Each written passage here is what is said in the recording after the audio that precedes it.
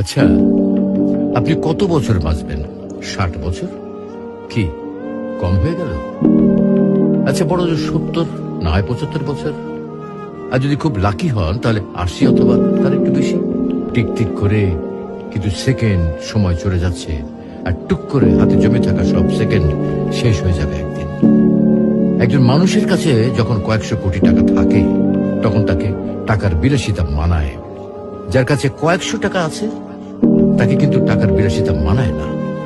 আপনার আয়ু যদি কয়েক হাজার বছর হতো, তাহলেই সময়ের বিলাসিতা আপনাকে মানাতো। এত অল্প আয়ুতে মন খারাপ, কষ্ট, পচা ব্যাপার স্যাপার গুলোতে সময় নষ্ট সুযোগ করি। তার চেয়ে বরং ফ্যামিলিকে সময় দিন, ভালো বই পড়ুন, টুক করে বেরিয়ে আসুন চমৎকার কোনো জায়গা থেকে। রাত জেগে আকাশ দেখুন, ভোরের সূর্যোদয় দেখুন, সন্ধ্যায় পাখিরা কিভাবে ঘরে ফেরে সেটা দেখুন, নদীর ঢেউ অনুভব করুন। একটু ভাবুন, আজকের এই দিনটা যদি আপনার অথবা আমার শেষ দিন হয়, তাহলে আপনার আমার পরিবারের কালকে কি হবে? অবশ্যই আল্লাহ দেখবেন, কিন্তু এই পরিবার আর নিজের জন্য যে এত সময় নষ্ট করছি, তার কি হবে?